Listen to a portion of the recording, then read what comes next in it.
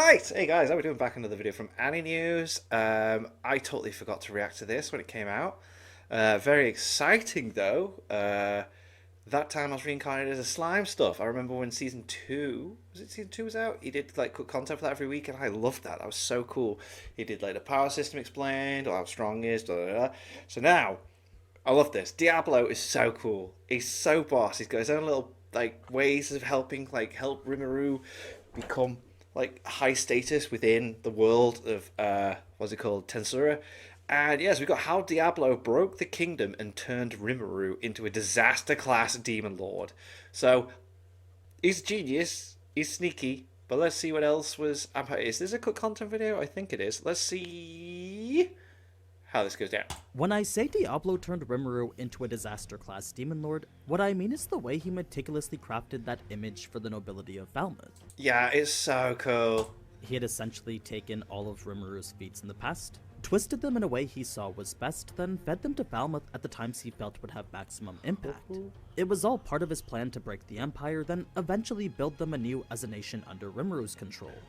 It's something the novel dives into very deeply, and that's a topic I figured you might want to know more about. Heck yeah. So, whether it be the full extent so as cool. to how these three were broken first, or the full explanation of Diablo's plans as given in the novels, here's a spoiler-free breakdown of what Diablo has in store for Falmouth. Nice. I suppose the first and most important step of this subjugation was actually from Shion and her otherwise barbaric interrogation. We saw the end results of what she did, but what you're probably wondering is how she was able to do it.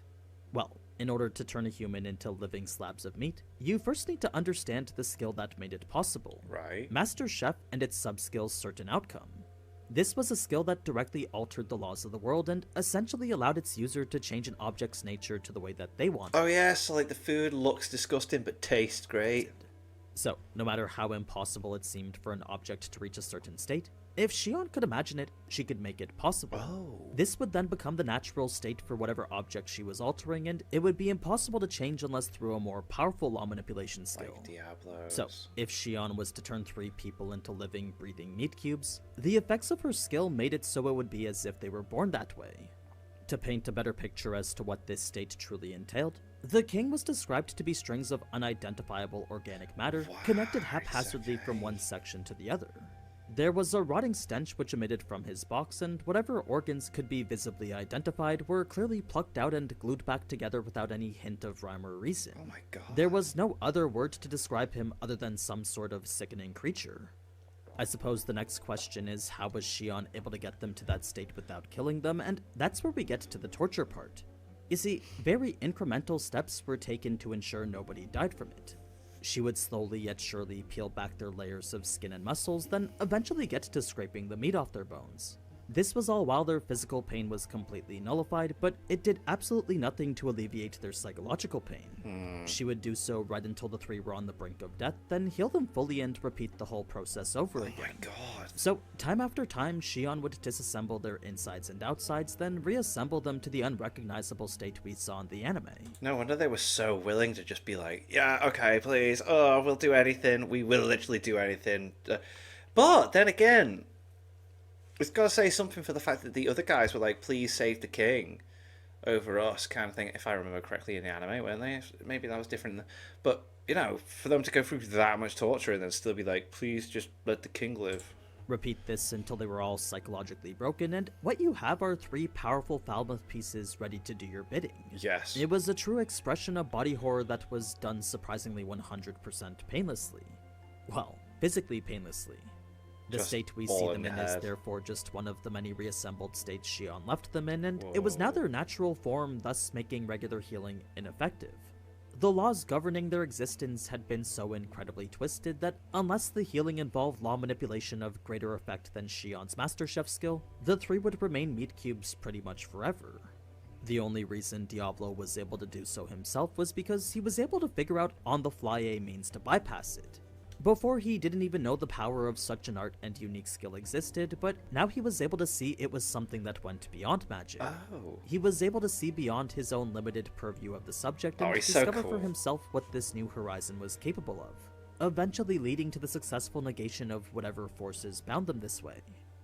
Now, Part of what made Diablo such a fearsome demon was his fundamentally different behavior to that of other powerful demons. You see, usually the more smart and powerful a demon was, the more likely they were to try and show off. This would lead to them emitting an aura easily detectable by barriers, and that would allow time for humans like Razin to know they were coming. It would give entire nations a chance to prepare and defend against them. For a demon as powerful as Diablo to emit zero aura at all, though, that meant he could walk into any city completely undetected, then wreak he's havoc so pretty much awesome. instantaneously. A barrier was effectively useless against him, and his presence would bring calamity without so much as a warning. It was this that made Razin so incredibly fearful of Diablo, and that feeling only intensified at the thought of the monster this demon was a butler to. This would lead Razin to offer his allegiance to Diablo instead now, and in turn result in King Admaris doing the same too. With Falmouth now in the palm of this all-powerful primordial demon, it was the only thing they could do if they wanted to keep on existing.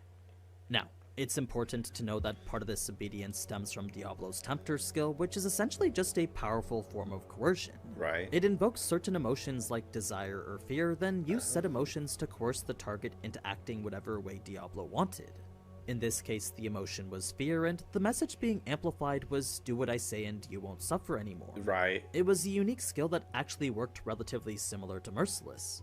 Makes sense. They're pretty much like saying everything that they think. Well, they know Diablo wants them to say. Should a person's spirit be broken in his presence, then with Tempter, Diablo would be granted full control over them. Not control like some kind of puppet master, but enough to will them to do whatever he wanted. It also notified him whenever someone under its influence was planning to defy him.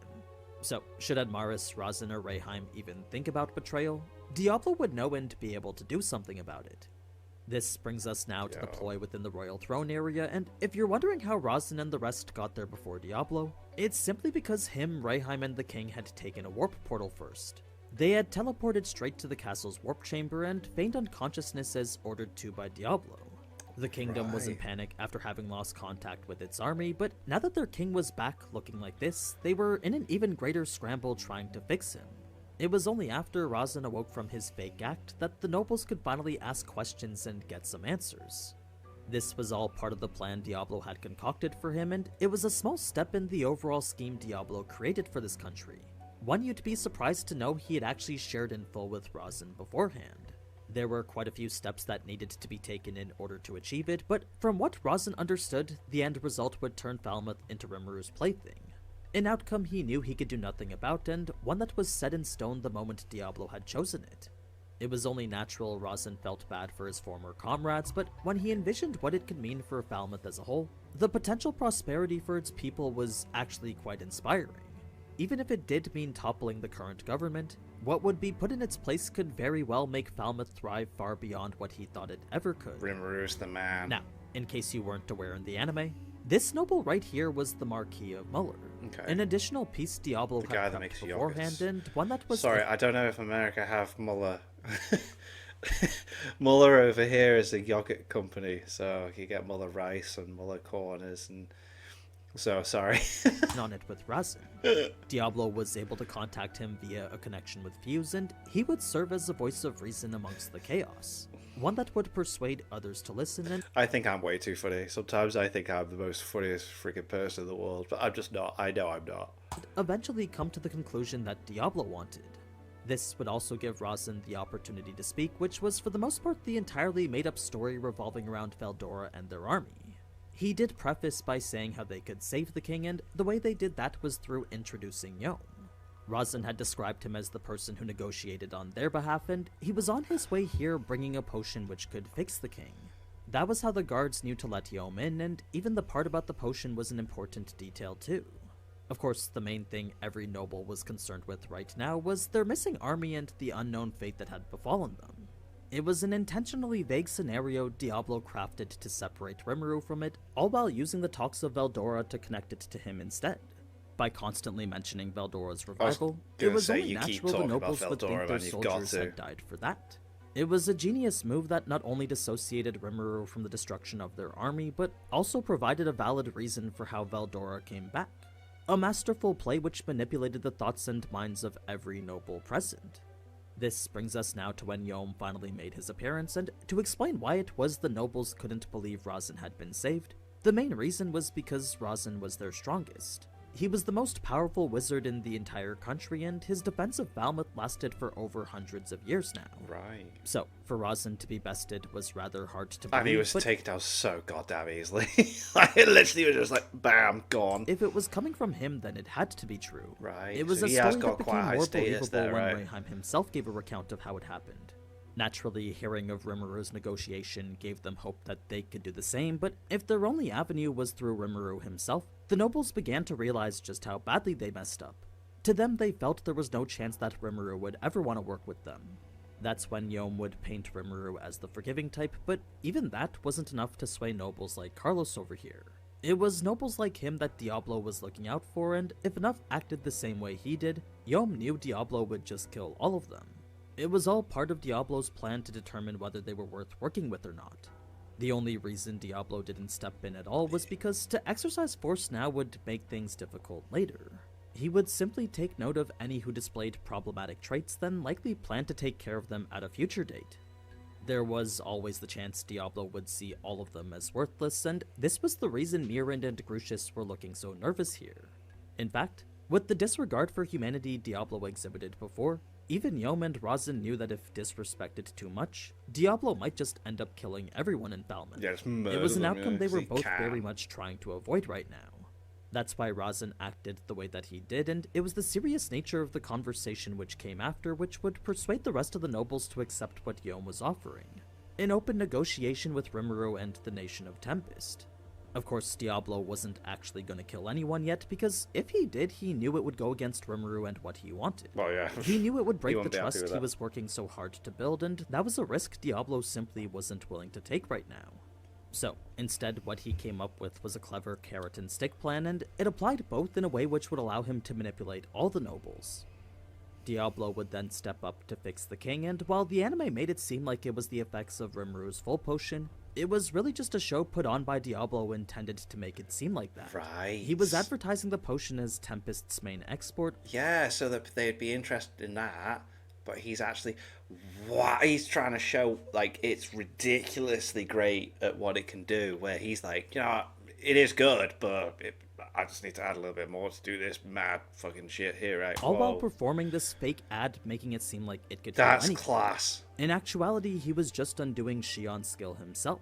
A simple parlor trick making it seem like the potion was doing everything. But he learned how to do it on the other two on the way there. Wow. This was only because Diablo had overheard Rimuru wanting to advertise it, so in an effort to go above and beyond, he made he's sure the to best use this butler ever. opportunity to do exactly that. A prime example of his attentiveness and willingness to do anything for his master. Yes. Fast forward to Diablo's message to Falmouth, and it was the king's response which was the first step towards Tempest's acknowledgement as a sovereign nation. You see, by accepting Diablo as the official messenger, the king in turn accepted Tempest as a proper negotiating partner. It was a significant gesture which informed every noble present he was serious. This also worked in Tempest's favor, since by being acknowledged as its own state now, the fact Falmouth attacked it unprovoked made the public opinion of it shift to their side. It was very unlikely now that any of Falmouth's allies would support a nation that goes around attacking other nations without good reason to.